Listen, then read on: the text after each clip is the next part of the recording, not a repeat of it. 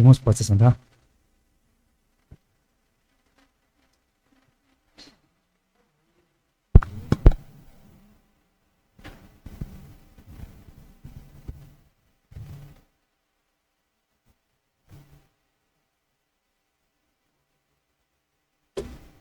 Som.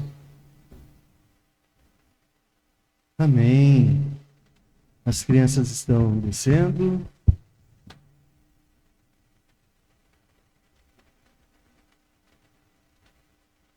Abra sua Bíblia, Evangelho de Lucas, capítulo 12. Nós vamos ler do versículo 13 até o 21. Evangelho de Lucas, capítulo 12, do versículo 13 ao 21. Eu já mandei um recado no grupo, já falei com várias pessoas, mas eu quero externar aqui os meus agradecimentos a todas as irmãs. Ontem vocês promoveram um belo evento, bem grande aí em número de pessoas. Foi muito bom. Com certeza, muitas mulheres saíram daqui edificadas ontem. A palavra de Deus foi pregada, muita coisa boa aconteceu aqui. Parabéns às irmãs pela organização.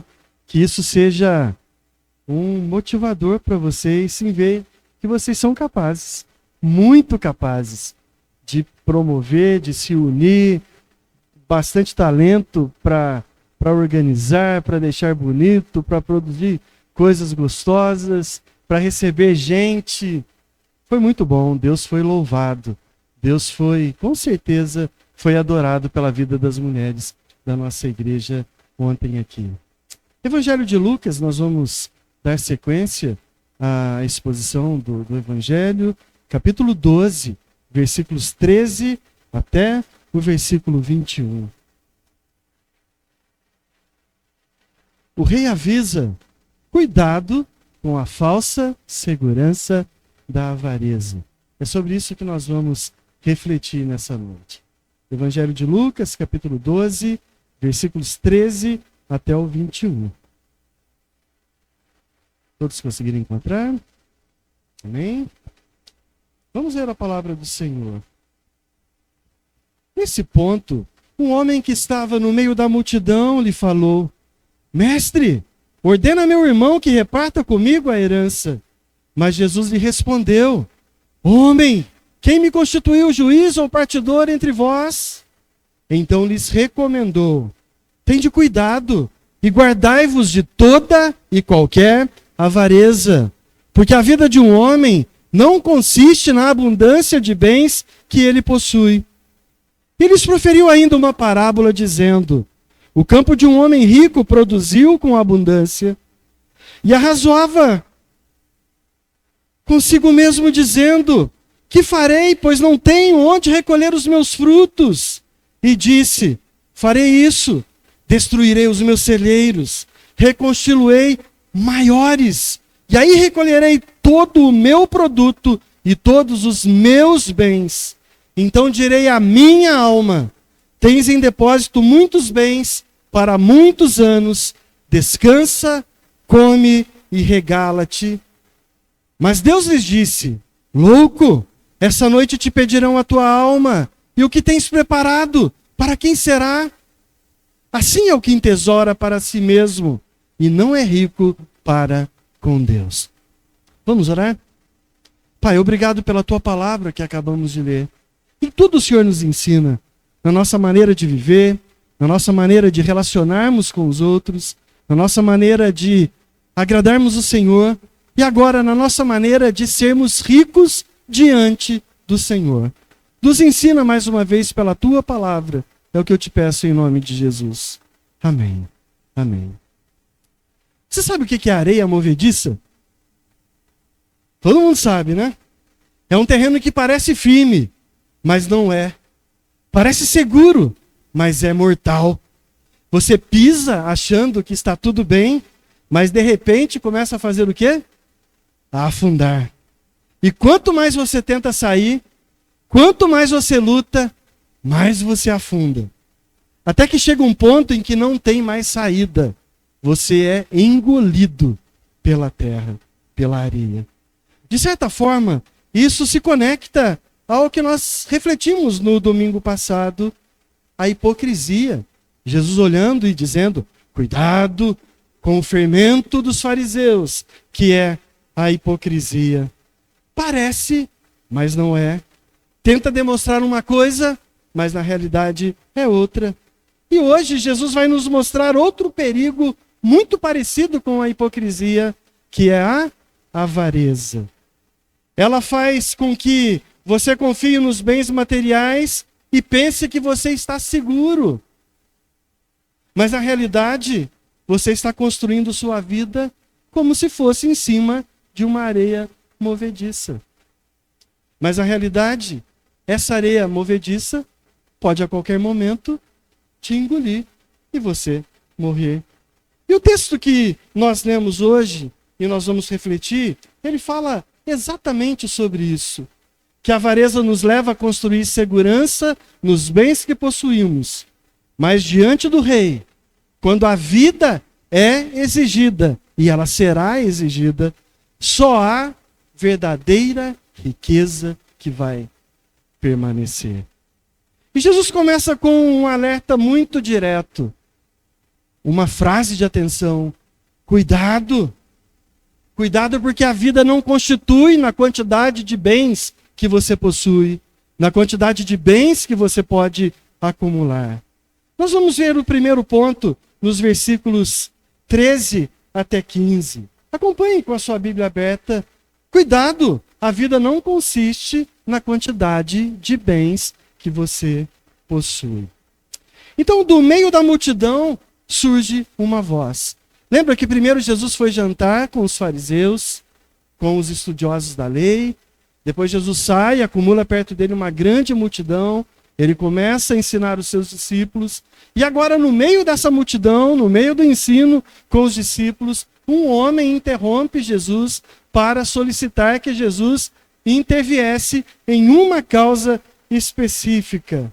Jesus está falando sobre coisas eternas, ele está confrontando pecados severos, está tirando máscaras, está confrontando fariseus que eram religiosos por fora, mas eram podres por dentro.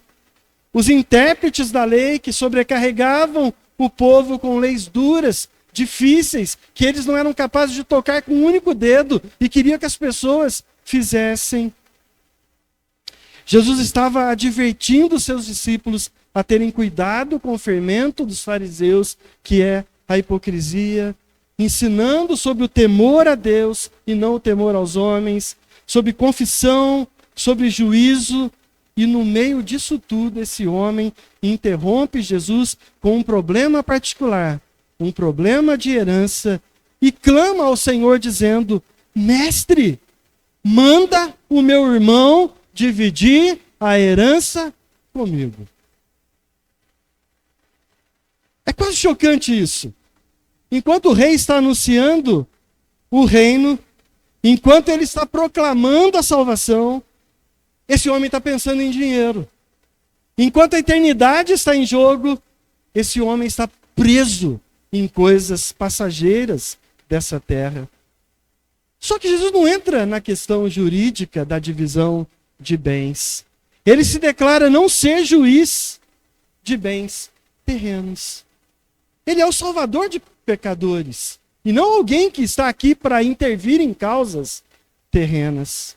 Então, em vez de resolver o conflito que aquele homem tinha com seu irmão, ele resolve mais uma vez expor o coração daquele povo e ensinar, dizendo: cuidado com todo o tipo de avareza.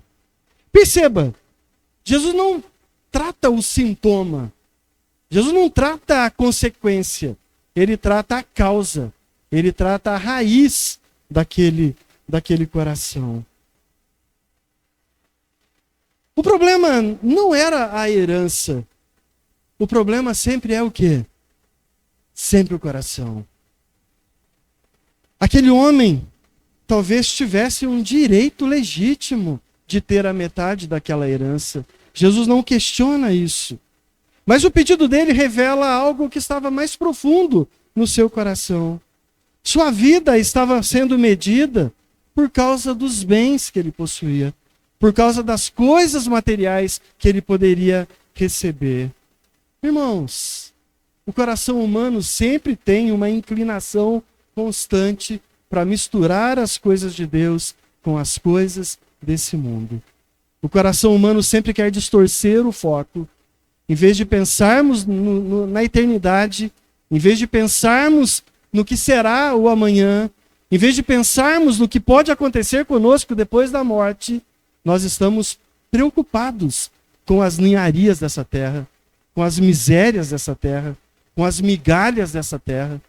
Nós estamos vendo o caso aí de gente que acumulou milhões e milhões e milhões, que compartilhou festas caras, que acumulou carros de luxo, que acumulou joias, que acumulou riquezas, e daqui a pouco tudo desmorona. E está lá o ricaço atrás das grades, sendo julgado, passando por um julgamento por causa da conquista daqueles bens de uma forma fraudulenta. Mesmo diante de Cristo, aquele homem, ele continua pensando como um homem natural. Só que Jesus amplia o alerta. Jesus olha e fala: cuidado, não apenas com a avareza, mas com todo o tipo de avareza. Não apenas uma forma de avareza, mas de toda e qualquer forma de avareza. Sabe por quê? Porque a avareza, ela é sutil. Não é só querer muito. É precisar de mais do que na realidade se necessita para se sentir seguro, para se sentir completo, para se sentir satisfeito, para se sentir melhor diante da sociedade, para mostrar para os outros que eu tenho aquilo que o outro não tem. E a doutrina central desse texto é essa: a vida, ela não é definida pelas posses de alguém. Ela não é definida por aquilo que a gente possui. Isso vai confrontar diretamente o materialismo do coração humano. Nós vivemos como se as nossas posses determinassem quem nós somos. Isto é, como se quem tem mais é mais. Quem possui mais tem mais espaço. Quem tem mais é mais notado, é mais visto. Como se a segurança fosse o resultado do acúmulo de riquezas. Como se identidade pudesse ser construída sobre os bens que possui. Mas Jesus desmonta isso. A vida verdadeira, a vida que importa, ela não está na abundância de bens que possuímos. Você pode ter muito e não ter vida.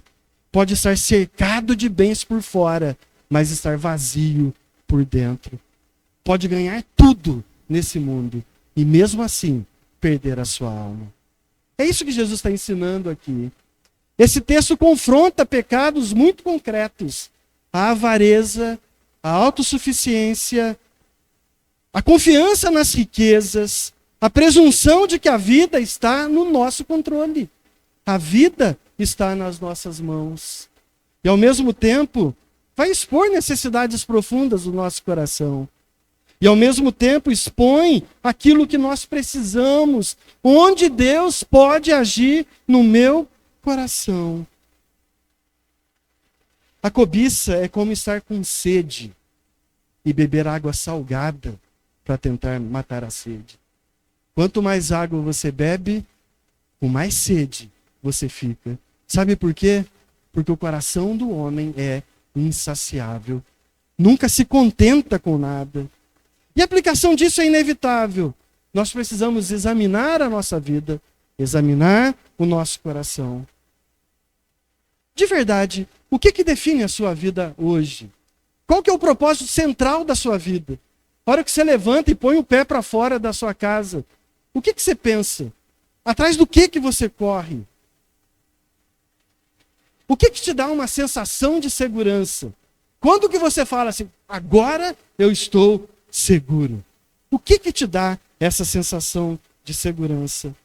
O que ocupa os seus pensamentos, quando na realidade você devia estar parado para ouvir a voz de Deus. Irmãos, é possível estar no meio da multidão, ouvindo Jesus falar, e ainda assim estar completamente dominado por interesses e por coisas dessa terra.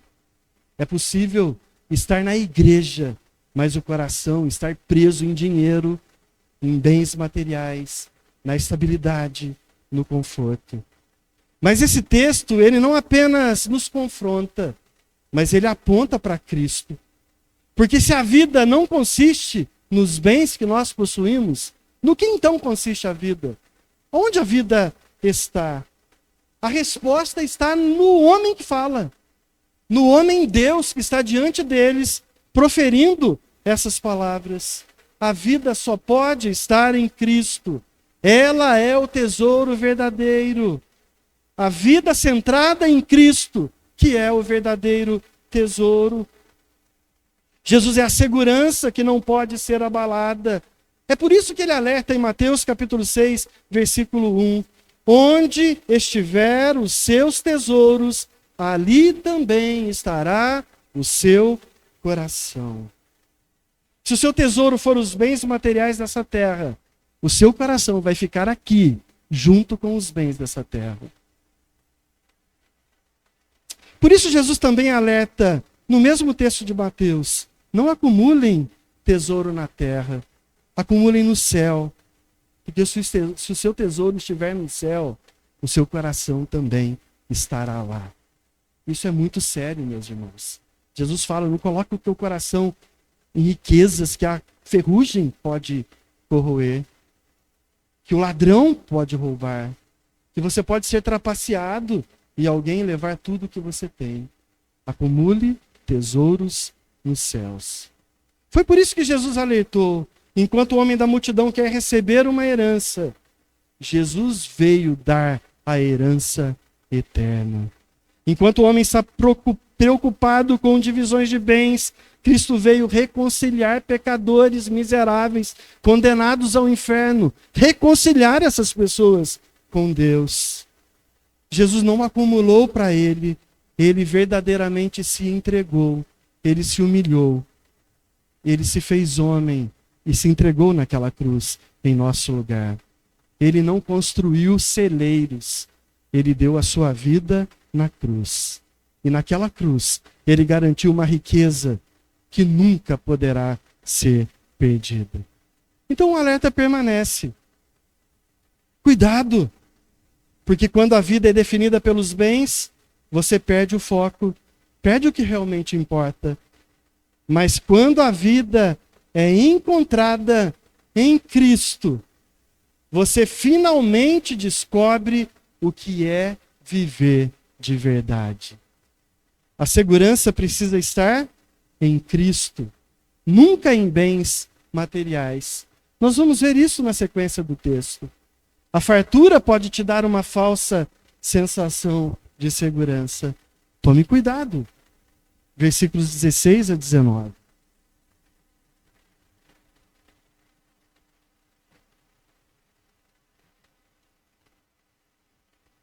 O foco de Lucas é o ensino. Então ele inclui na resposta de Jesus o ensinamento de Jesus utilizando-se de uma ferramenta didática, uma parábola. Jesus conta uma história. E é importante a gente perceber, ele não muda de assunto. Ele aprofunda o que ele acabou de dizer. Se a vida não consiste na abundância dos bens que possui, então como que isso se manifesta na prática? A parábola vai responder. O campo de um homem rico produziu com fartura, com abundância. Até aqui nenhum problema. A riqueza não é condenada em si. A colheita farta não é pecado. Deus encher a nossa despensa não é pecado. Deus pode abençoar. Deus é generoso quando ele abençoa. Deus dá com abundância. Deus abençoa abundantemente. Isso é um fato. Mas o problema começa no que esse homem faz com a abundância e principalmente no que ele pensa sobre a abundância que ele possui. O texto, ele nos leva para dentro da mente desse homem. Olha como que Jesus coloca essa parábola aí. Olha qual que é a pessoa que está sendo escrita o texto. Sempre na primeira pessoa. A primeira coisa que ele faz, o que eu farei? O que eu vou fazer? A resposta da parábola entra numa espécie de monólogo, de diálogo dele com ele mesmo, né? E isso já é muito revelador. Não tem consulta a Deus, não tem gratidão, não tem dependência. É um monólogo do eu. Perceba que a linguagem é saturada de ego. Meus frutos, meus celeiros, meus bens, minha alma. A vida gira em torno de quem? Dele próprio. A abundância não leva esse homem a adorar a Deus. Não leva esse homem a servir o próximo. Não tem gratidão, não tem louvor a Deus. Tudo que ele fala leva a quem? A ele próprio. A autossuficiência dele. O plano parece lógico, parece claro. A minha colheita é muito grande, não cabe nos meus celeiros. Eu vou derrubar os celeiros que eu tinha, vou construir outros muito maiores e vou armazenar tudo aquilo que eu vou colher. É uma administração eficiente. É visão de futuro. Aos olhos humanos, isso pode até ser chamado de prudência. Mas Jesus está expondo algo muito mais profundo. Uma vida sendo construída sob a falsa premissa de controle. Ele organiza o futuro, como se estivesse nas mãos dele. Ele fala com a própria alma, como se ele pudesse garantir anos de vida. Você tem bens para muitos anos. Descansa, come, bebe, regala-te, farta-te, porque você tem para viver muitos e muitos e muitos e muitos anos. De certa maneira, isso é muito comum na cabeça do ser humano. Quantos pensam assim, né? Eu vou trabalhar por tantos anos, eu vou poupar tanto por mês, eu vou investir em tal segmento, isso em tantos anos vai me render o valor mensal de X. Quando eu tiver esse valor mensal rendendo, eu vou parar de trabalhar. Eu vou juntar tudo que eu guardei com os meus investimentos da minha aposentadoria. Aí eu vou viajar. Eu vou comprar um rancho para eu pescar. Eu vou para a beira do rio. Eu vou comprar uma chácara bonita. Eu vou comprar uma casa na praia. Aí sim eu vou terminar os meus dias ali. Sabe por quê? Porque eu poupei. Poupei, me preparei. Eu conquistei. Eu. Não sabe de nada. Eu não sei nem se eu vou chegar vivo em casa hoje. Alguém consegue garantir isso? Eu creio que não. Em 2017 ou 2018, nós alugamos uma casa para morar. E depois de ter feito 3 mudanças, desde 2009, quando nós chegamos na região, nós alugamos a 4ª casa, estávamos para fazer a 4ª mudança, e eu chamei o dono daquela casa para conversar, fechando o contrato direto com ele, e falei para ele, olha, eu estou cansado já, a 4ª vez que a gente vai mudar. Tem alguma chance de, daqui a pouco, você resolver voltar para sua casa, pedir a casa, e a gente ter que mudar de novo? Aquele homem olhou para mim e falou assim, eu vou te contar uma coisa. Eu trabalhei a minha vida inteira, e o dinheiro que eu ajuntei, eu construí a chácara dos meus sonhos. E eu estou morando nela. Eu vou falar uma coisa para você, de lá eu não saio nunca mais. E ele usou uma expressão forte. Eu só saio de lá para ir para o cemitério. Os irmãos podem até se espantar com o que eu vou dizer. Mas 90 dias depois que eu fechei o aluguel do homem daquela casa, aquele homem teve um infarto fulminante. E foi para onde ele prometeu que iria. Pois é. O que aconteceu com a segurança dele? Qualzinho o homem dessa história. Aqui está o ponto desse homem da parábola de Jesus. A fartura pode produzir no coração humano uma falsa sensação de segurança. eu tenho muito, eu não preciso me preocupar com nada, então eu estou seguro. Se a gente pensasse numa personagem brasileira aí que deu muito orgulho para muitas gerações, um piloto de Fórmula 1, Ayrton Senna do Brasil, o grande Ayrton Senna. A hora que ele entrou no cockpit daquele carro e começou a acelerar o carro, vocês acham que ele estava pensando que naquela curva, naquele momento ele ia bater e ele ia morrer? Se estivesse pensando isso, ele não entraria no carro. Não vou entrar no carro, eu não vou bater e eu não vou morrer. Mas no coração humano, o que vem? Eu estou voando baixo. Eu sou o grande. Eu ganhei 3 campeonatos, vou ganhar o 4º, vou ganhar o 5º e assim para frente. Nós somos desse jeito. Nós somos assim. A gente vive como se o mundo nunca fosse acabar, como se a gente nunca fosse morrer. E a gente começa a colocar nas coisas, na vida, nos nossos planos, nos nossos atos, a segurança que deveria ser colocada exclusivamente em Deus, porque Ele é o Senhor da vida. Essa doutrina exposta no texto, ela diz que a abundância pode alimentar a ilusão de controle, de autonomia, de descanso fora de Deus. Irmãos, não é a falta que vai revelar no nosso coração, mas muitas das vezes o que revela verdadeiramente o nosso coração é a fartura. É na fartura que se conhece verdadeiramente quem são as pessoas. A escassez, do contrário, ela pode nos levar a buscar a Deus, mas a abundância pode nos levar a substituir a Deus ou a se esquecer de Deus. Isso confronta pecados muito claros na nossa vida: autossuficiência, orgulho, falsa confiança, egoísmo, tudo que Jesus chama de avareza. O homem não pensa nos outros, não pensa na eternidade, não pensa em Deus. O ser humano pensa em desfrutar. O homem dessa parábola pensa em comer, beber, regalar-se e viver por muitos e muitos anos. O pastor Hernandes Dias Lopes, escrevendo sobre isso, ele destaca que esse homem fez provisões para o corpo, mas esqueceu de fazer qualquer tipo de provisão para a alma. Planejou anos, mas não considerou que não controlava nem o próximo dia. Ao mesmo tempo, o texto revela necessidades profundas do nosso coração. Nós precisamos de segurança real, mas não de segurança passageira e ilusória. Nós precisamos ser libertos dessa ideia de que se eu tiver o suficiente, então eu estarei bem. Porque a quantidade de bens que se possui nunca vai ser suficiente.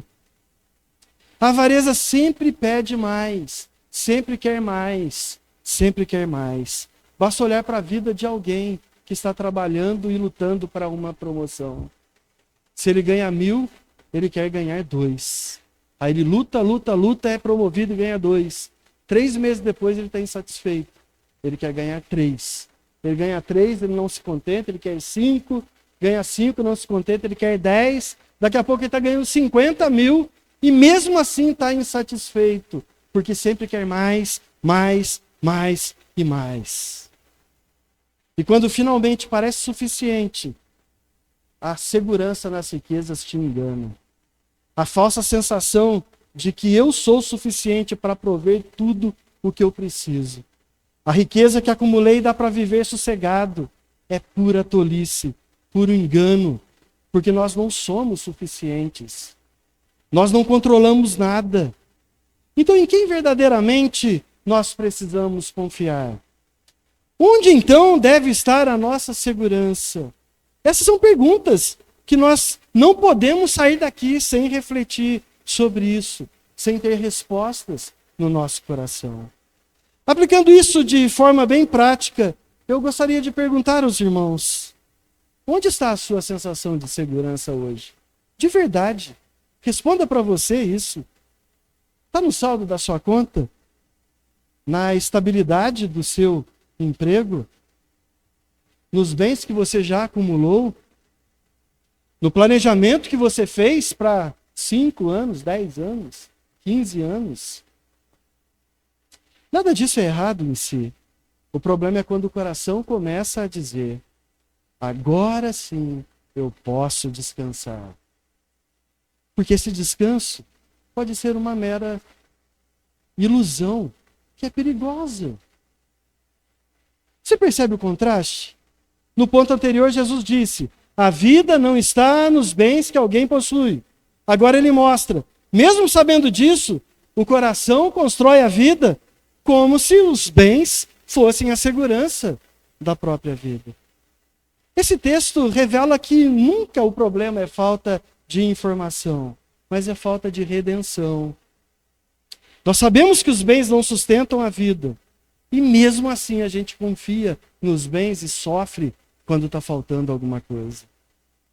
Irmãos, nós precisamos de alguém que nos liberte dessa escravidão. Será que um outro miserável pecador é capaz de nos libertar do poder da escravidão pelas coisas materiais? Não. Cristo é suficiente para nos libertar dessa falsa segurança. Ele não construiu segurança em bens. Ele viveu em total dependência do Pai.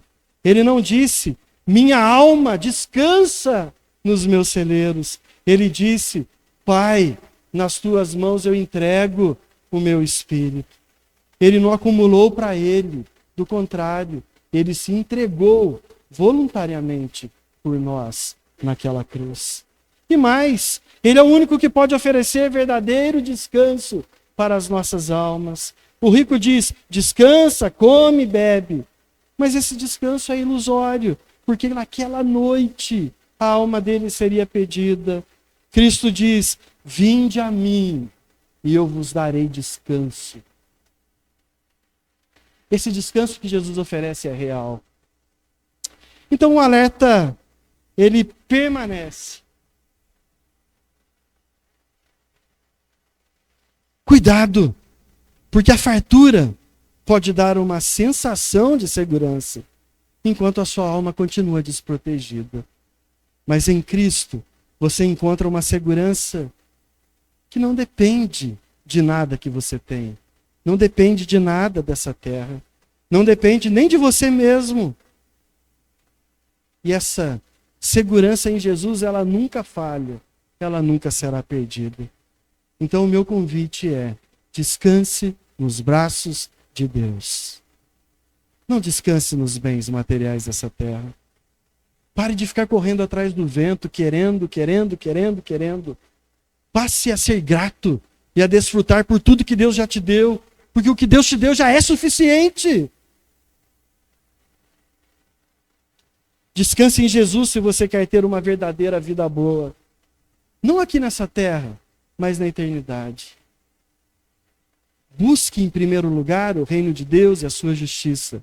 E todas as demais coisas vos serão acrescentadas.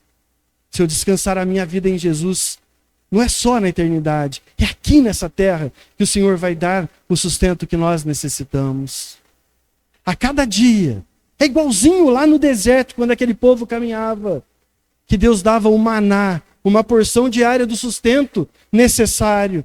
E todos os dias, Deus ia dando aquele maná, Deus ia alimentando aquele povo. E se aquele povo ajuntasse mais do que necessitava para um dia, aquilo se transformava em bicho e ele tinha que jogar fora. Sabe por quê? Porque Deus queria ensinar para aquele povo: sou eu que sustento você todos os dias da sua vida. E às vezes a gente está preocupado com o que vai acontecer daqui 2 meses.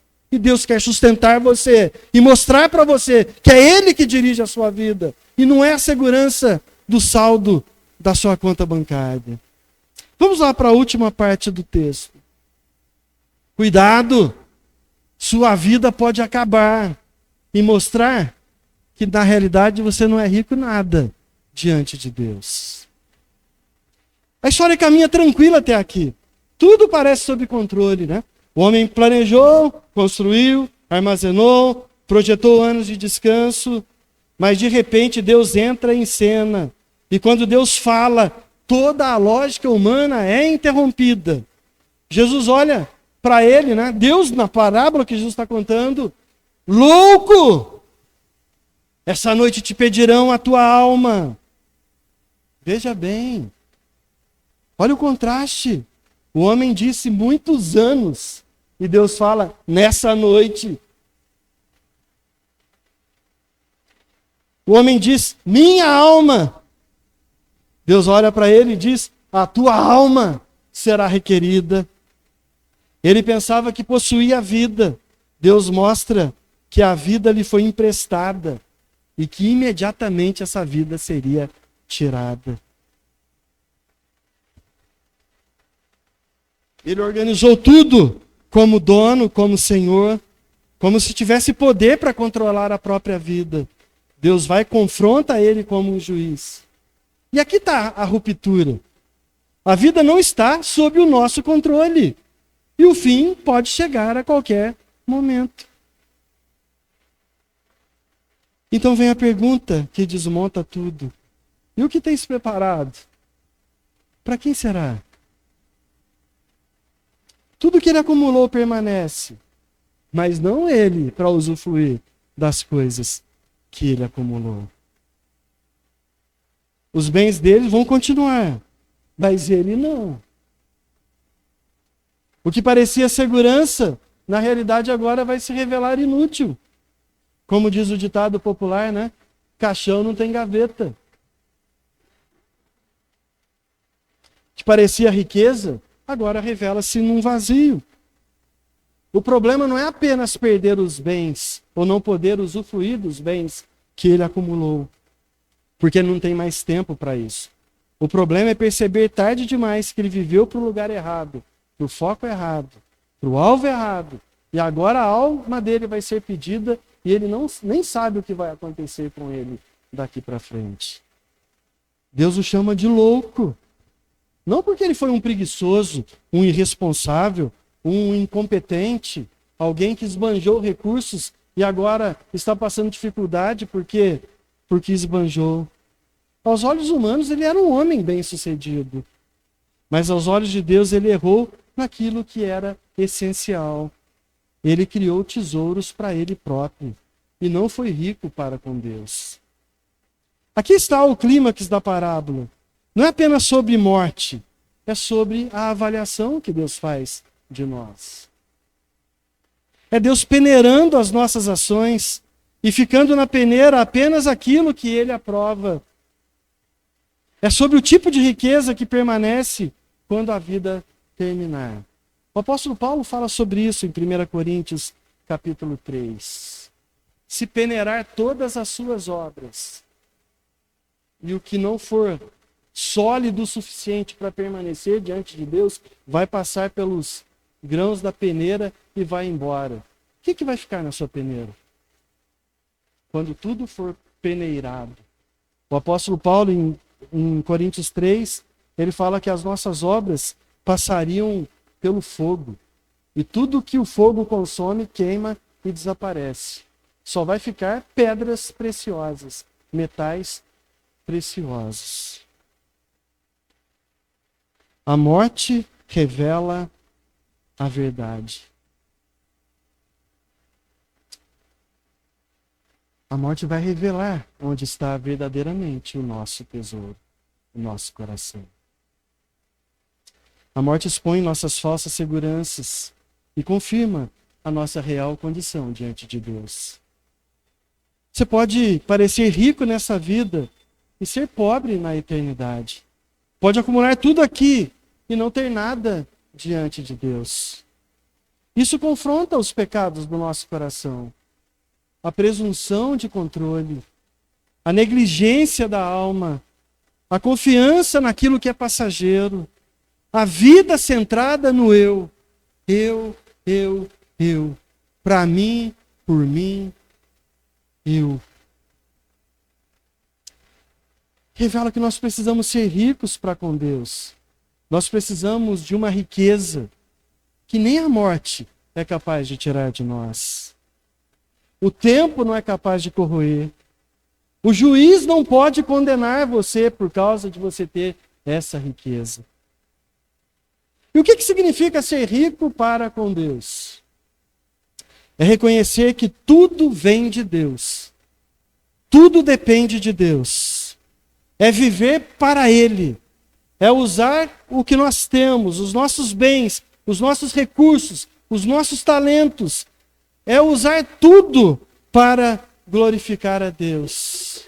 É orar como o salmista orou. Que tudo o que há em mim bendiga o teu santo nome. Tudo. Meus bens, minhas riquezas, meus talentos, minha vida. Tudo que eu tiver sirva para bendizer e louvar o nome do Senhor. Mas, mais profundamente ainda, é ter a própria vida reconciliada com Deus. É possuir aquilo que só Deus pode dar: graça, perdão, vida eterna. É possuir aquilo que nenhuma riqueza do mundo é capaz de comprar, que nada nesse mundo é capaz de nos dar. Então a pergunta que nós precisamos refletir: se Deus exigir a nossa vida hoje, o que vai ser revelado? Onde estará o nosso tesouro? No que nós investimos a nossa vida? Porque o dia que Deus falar, não será dia de construir, será dia de revelar aquilo que nós construímos. E aqui que o texto nos empurra diretamente para Cristo. Porque se ser rico para com Deus é a única segurança verdadeira. Então, como que alguém que é pobre pode se tornar rico diante de Deus? Resposta não está em acumular méritos, não está em ser bonzinho, não está em ser eticamente perfeito, está em receber uma riqueza que nós não somos capazes de produzir. Está em confessar a Jesus como meu único, suficiente Senhor e Salvador da minha vida. Porque só nos braços de Jesus nós poderemos ser ricos diante de Deus. Na cruz, Jesus assume a nossa pobreza espiritual.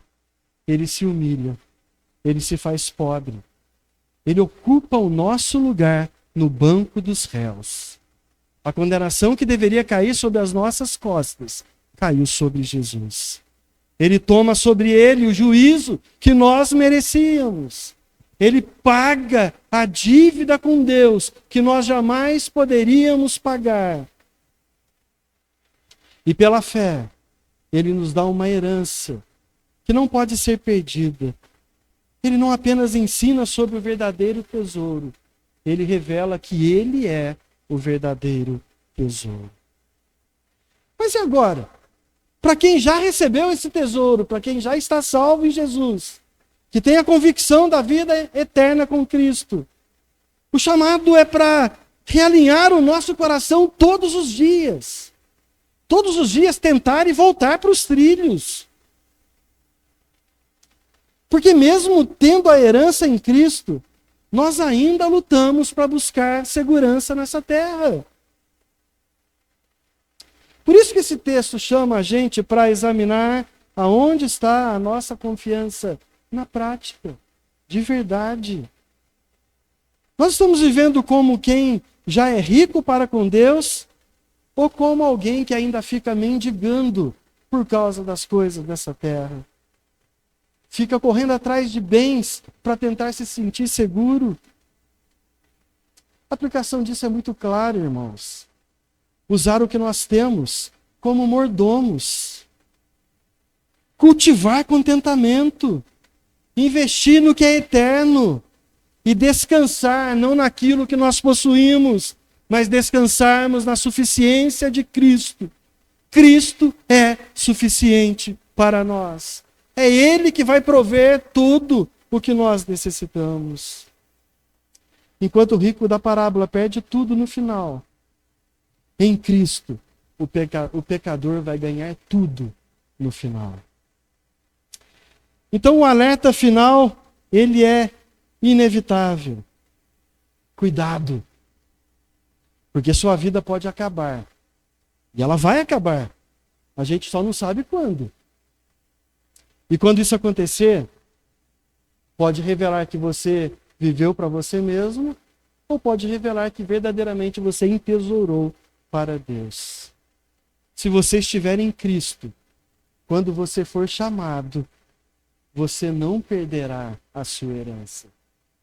Você, na realidade, entrará no gozo eterno com o seu Senhor e usufruirá para sempre daquela herança que nos está preparada desde a fundação do mundo. Encontre esse consolo, essa esperança nos braços de Jesus, para você responder objetivamente a pergunta: o que tens preparado? Para quem será? Que a resposta seja: o que eu preparei é para a glória e louvor do meu Salvador.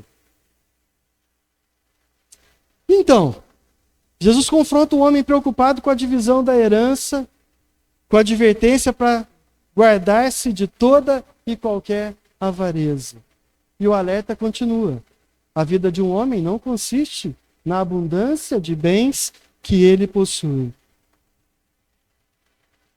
O confronto continuou com a parábola do homem rico que depositava toda a sua esperança e confiança nos bens que ele acumulou para comer, para beber, para regalar-se por muitos anos, e termina com Deus dizendo: louco, sua vida vai acabar essa noite.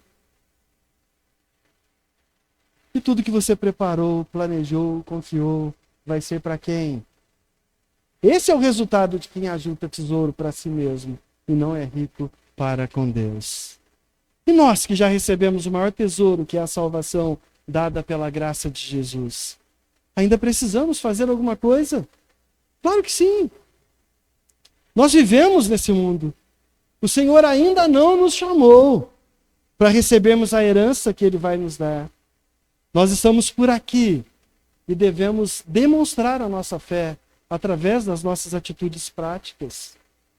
E uma dessas atitudes que nós ainda não podemos ignorar é como nós lidamos com aquilo que Deus coloca nas nossas mãos. Como você tem lidado com as finanças que Deus te deu? O que você tem feito com os recursos que Deus te deu? Ser rico para com Deus é reconhecer que tudo vem de Deus e tudo deve ser usado para a glória de Deus.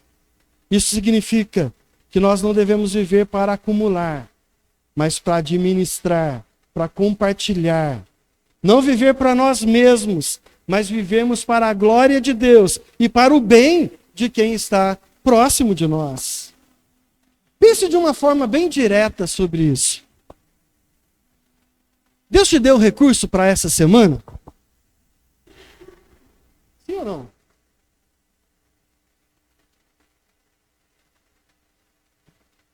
E não é como aquele da piada, né? Eu tenho dinheiro para viver até o final da minha vida, só que eu tenho que morrer até terça-feira, né?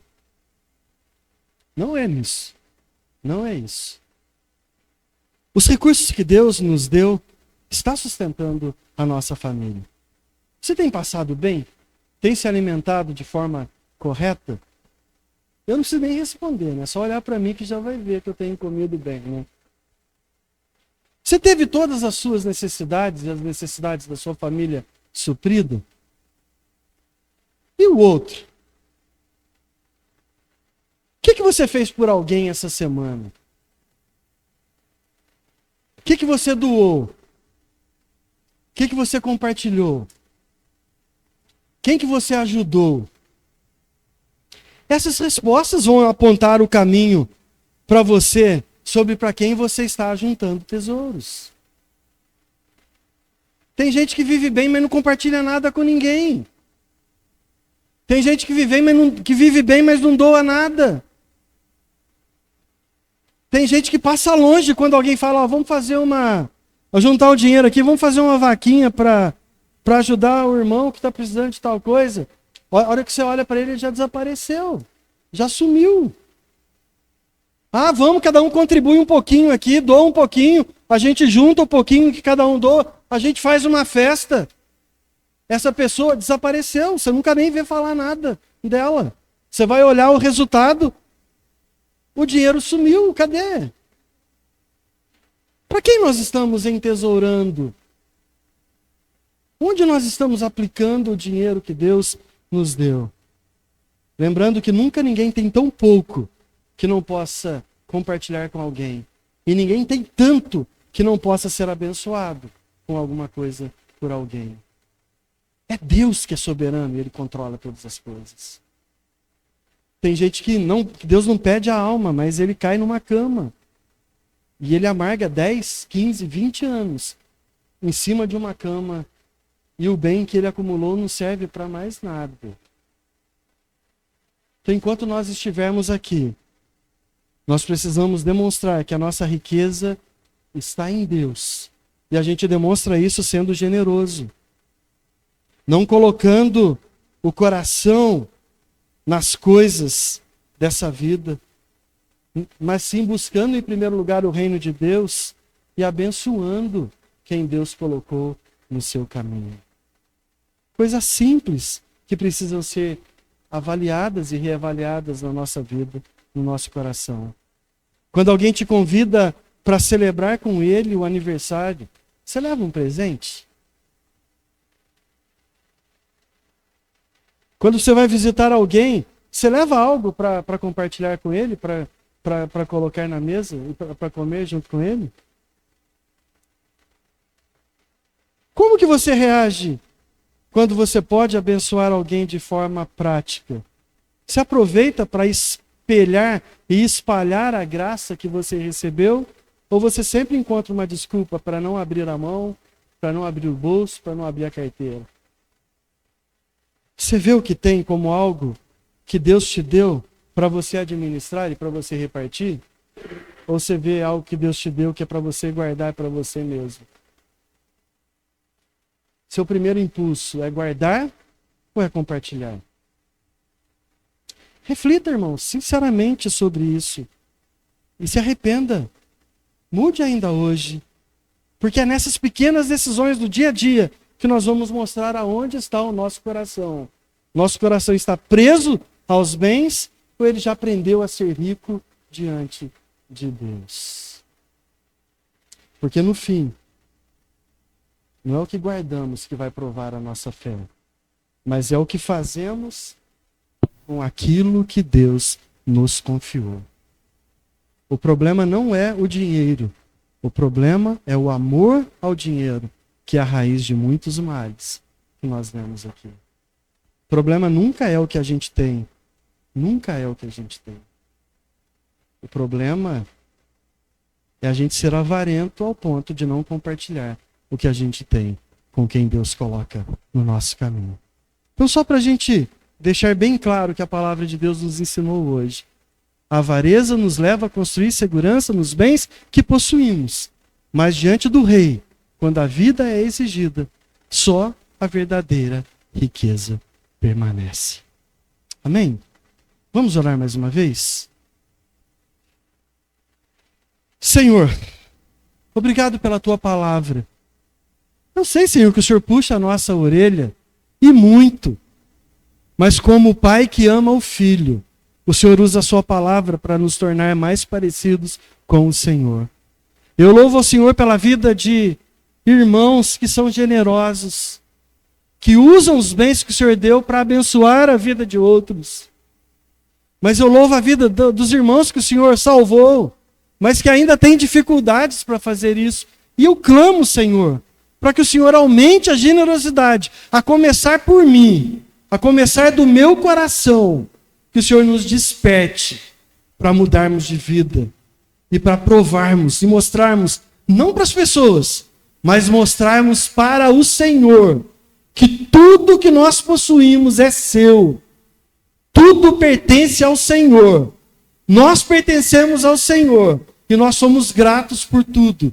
E nós, com a nossa vida, possamos demonstrar que a nossa verdadeira riqueza não são coisas dessa terra, mas é viver para o Senhor, honrar ao Senhor, louvar ao Senhor e nos alegrarmos no Senhor. E esteja conosco, Senhor. Nos ensina mais uma vez. É o que eu te peço em nome de Jesus. Amém. Amém. Vamos terminar cantando?